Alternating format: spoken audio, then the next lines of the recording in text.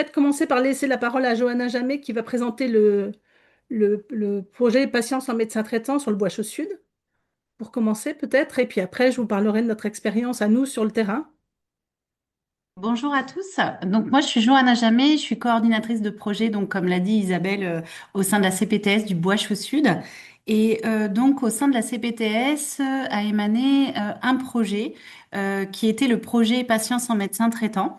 Donc ce projet, dans un premier temps, on a ciblé un public qui était les patients sans médecin traitant âgés de plus de 70 ans et ou en ALD ou qui devraient être en ALD, mais faute pardon de médecins traitants n'ont pas pu renouveler leur ALD.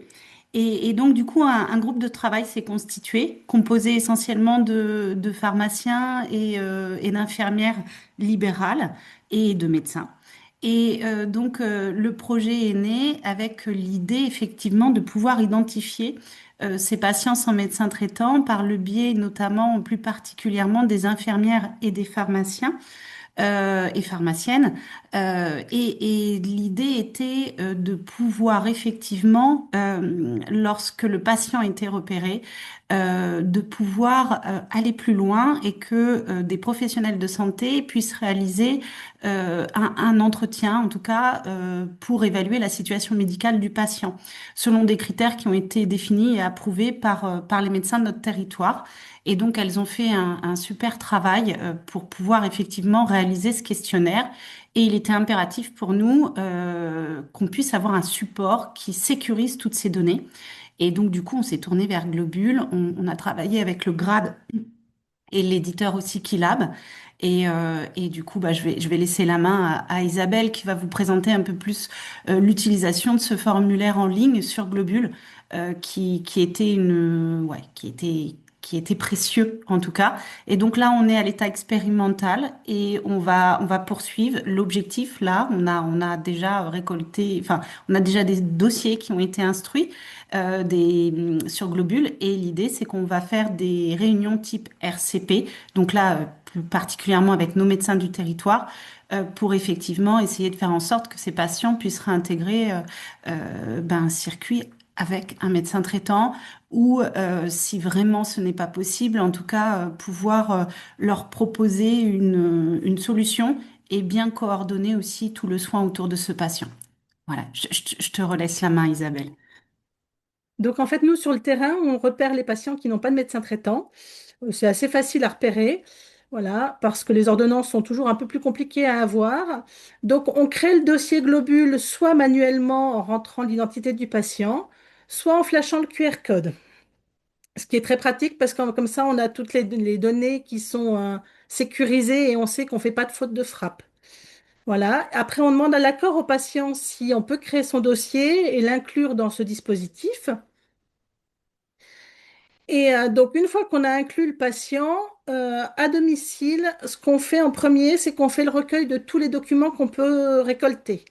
Donc, dans Globule, dans Documents, voilà, il y a plusieurs. On prend la photo du document en question et on la renomme en expliquant si c'est un résultat d'examen, une ordonnance de sortie, un compte-rendu opératoire, un compte-rendu d'hospitalisation.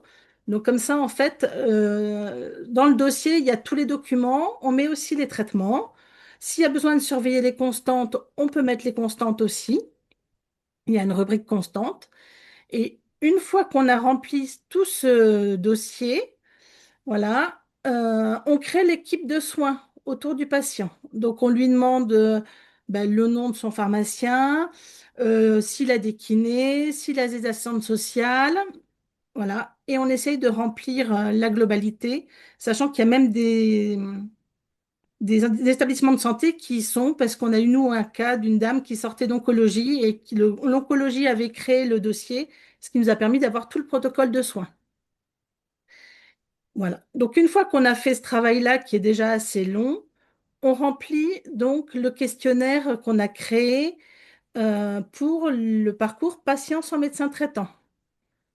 Donc, on le remplit avec le patient, avec son accord, et on le partage donc à toute l'équipe de soins primaires du patient. Après, on peut communiquer avec les différents les différents partenaires et une fois que le dossier est complet, on le partage avec la CPTS qui va faire le suivi du dossier, mais qui n'a pas accès, si je ne me trompe pas, à tout ce qui est partie médicale. Voilà, Exactement. Nous, en fait, on a le nom, prénom du patient, sa date de naissance, et on peut voir effectivement si le questionnaire a été rempli ou pas. Et donc, lorsqu'on on sait que, par exemple, pour faire une réunion type RCP, il nous faut environ 6 dossiers. Et donc, dès que moi je vois à l'écran que les 6 dossiers apparaissent, je fais le lien pour organiser cette réunion. Voilà. voilà, donc là, on a rempli des dossiers et la prochaine réunion est bientôt. Voilà. Et ça permet, c'est vrai que c'est un outil qui permet de communiquer avec toute l'équipe soignante, de communiquer avec la pharmacie. Donc, c'est vraiment un gain de temps sur le terrain parce que les pharmacies nous répondent quand les traitements sont prêts, on envoie les dents, soit on va les chercher nous-mêmes, soit la pharmacie les livre. Dès qu'il y a un changement de traitement, on est, nous, quasiment au quotidien chez le patient. Donc, on envoie au pharmacien la nouvelle ordonnance pour qu'il la prépare. Et c'est vrai que ce soit dans le projet patient sans médecin traitant ou dans le quotidien avec des patients qui ont un médecin traitant, je pense que c'est vraiment un gain de temps pour nous, infirmières sur le terrain, pour les professionnels de l'autre côté et aussi pour les médecins, parce qu'en fait, ils peuvent aller voir le patient en ayant déjà lu le compte-rendu d'hospitalisation, en ayant tous les documents, tous les comptes rendus, nécessaires pour la prise en charge. Voilà pour notre expérience sur le terrain. Merci Pendant que, beaucoup.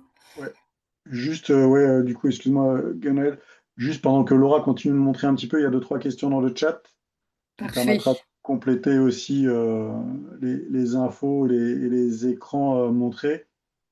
Euh, il y a une question autour des messages vocaux dans Globule, si c'était possible de faire, d'envoyer plusieurs photos en même temps. Alors, Euh, les photos, on est vraiment obligé de les envoyer une par une et de les nommer une par une. Oui.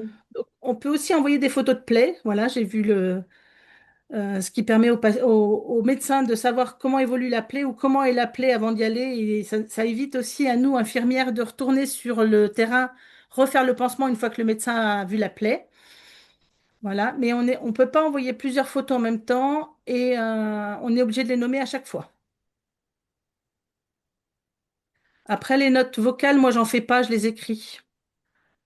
Et puis, autre chose qui est important, c'est que tout ce qu'on envoie comme document, soit on peut l'envoyer par la messagerie, mais c'est plus compliqué de les récupérer après. Et l'idéal, c'est de les envoyer par la rubrique documents et ils apparaissent obligatoirement dans la messagerie, mais ils sont conservés dans la rubrique documents en permanence. Voilà, c'est ce que je viens de montrer en fait. Là, je suis dans les documents, vous voyez que c'est l'ordonnance que j'ai scannée et la photo de la plaie de la main gauche.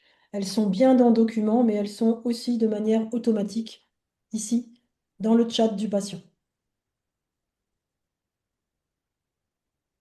Et puis, même au niveau des pharmaciens, quand on a besoin de pansements, de choses comme ça, et quand ils ont accès à la plaie, ils se rendent compte de ce dont on a besoin.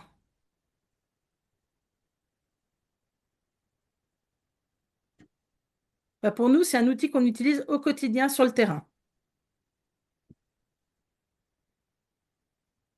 Est-ce que Laura, pour les vocaux, vous pouvez répondre?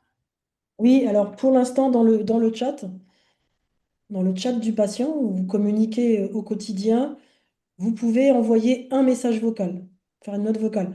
Alors, je ne sais pas si on est en train de le développer pour Android ou si c'est fini d'être développé pour Android. Sur iPhone, ça existe depuis déjà un long moment.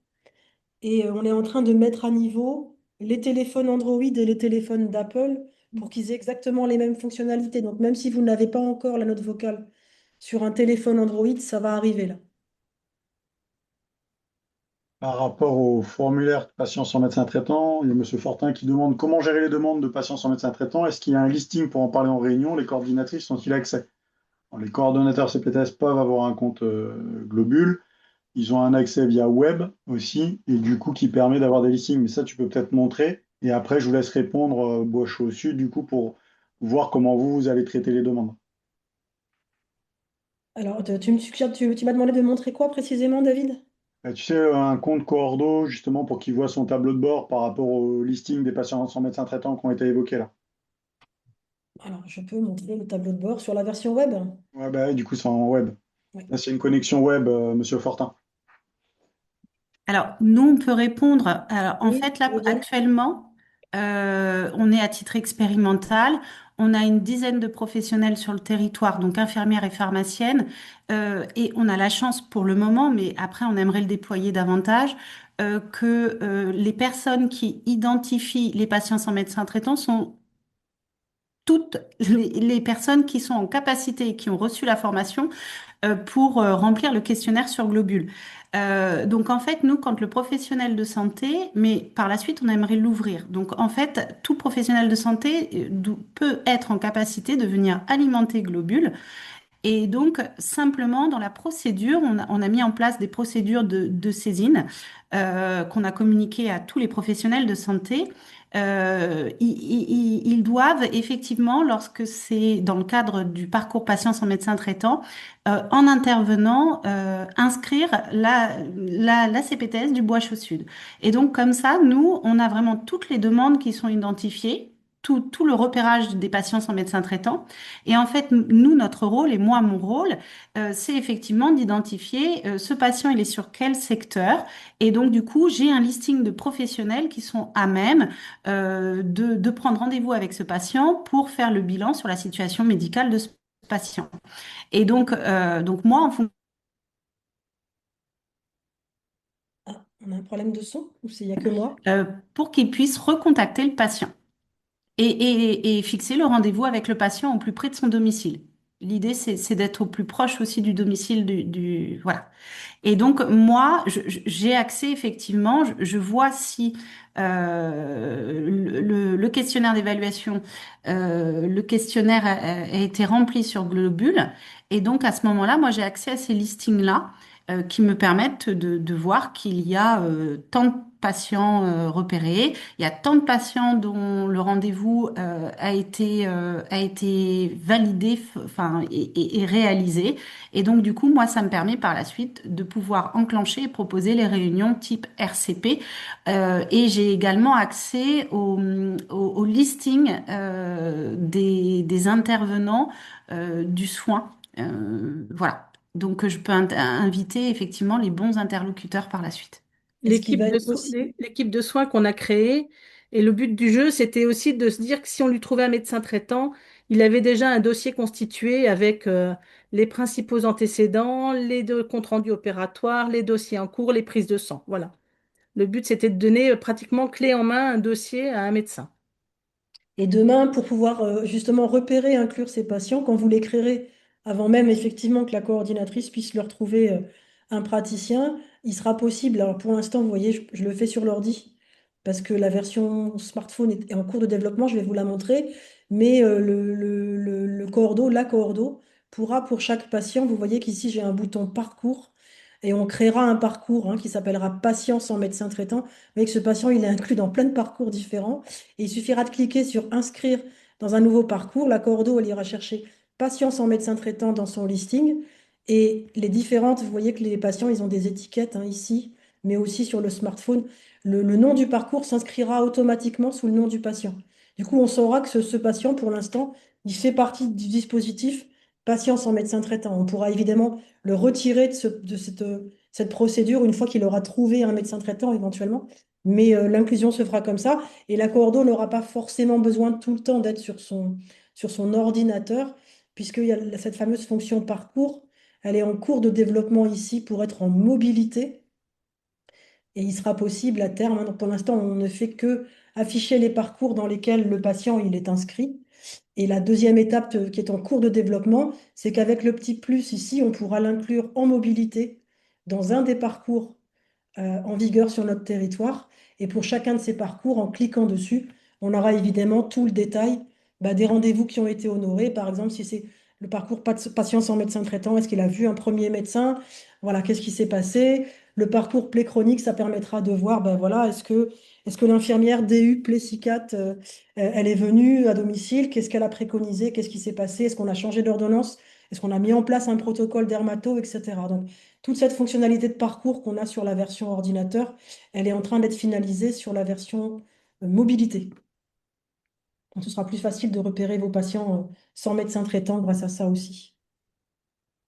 Merci Laura. On a encore deux questions auxquelles on n'a pas pour l'instant répondu dans le chat, qu'on peut prendre maintenant avant la présentation d'Aurélie. Puis il y a Jean-Michel qui veut réagir. Est-ce que Globule pourrait devenir une interface entre les ESMS en établissements sociaux et médico-sociaux et l'hôpital, c'est-à-dire le Oui, suivi et surveillance en ESMS et transfert via Globule vers le CH pour le traitement type chimiothérapie?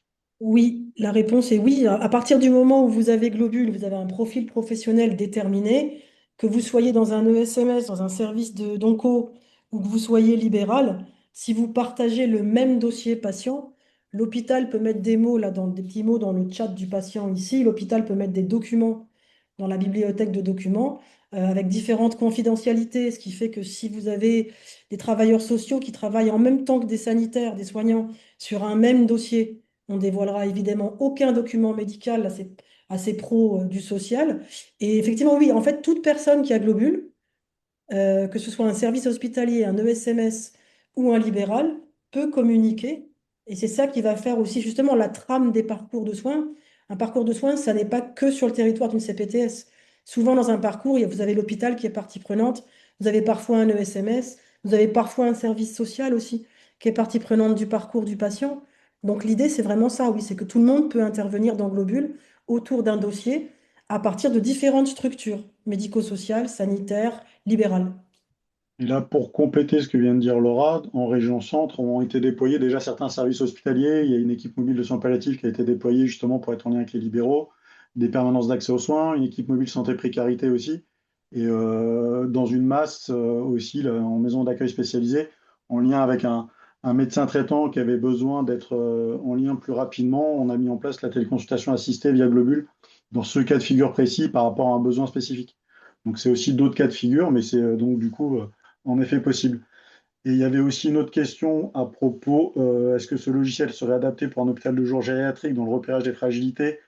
Là, j'y mettrai un peu plus les guillemets. Alors pour moi, oui, c'est possible, mais là, du coup, il faut faire une étude de besoin, il faut qu'on voit avec le grade, parce que là, du coup, ça peut en effet penser aussi à Itineo sur l'outil métier et voir lequel répond le mieux à votre demande et à votre besoin. Donc, on note la question, Monsieur Pinault, n'hésitez pas à nous remettre votre mail dans le chat et du coup, le grade reviendra vers vous par rapport à ça. Et il y a Jean-Michel après qui avait une question. Pas vraiment une question, c'est un commentaire pour prolonger exactement ce qui vient d'être dit. L'exemple qu'on vient de voir montre que Globule est bien plus qu'un simple chat, je dirais, hein.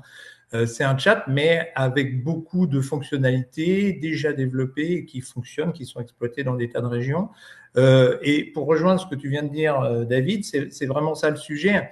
On peut faire déjà beaucoup de choses avec Globule. Et en cas de besoin, pour des parcours vraiment particulièrement complexes, c'est là que ma troisième diapositive de tout à l'heure intervient. Il y aura la possibilité de solliciter des dispositifs d'appui à la coordination pour des coordinations complexes. Mais on n'a pas d'un côté juste du chat et de l'autre côté de la coordination complexe. On a du chat et de la coordination, ce qu'on fait tous les jours hein, sur le terrain, et ce que vous nous avez montré est absolument hyper intéressant. Hein. Et en cas de besoin, sollicitation la plus simple possible des dispositifs d'appui à la coordination.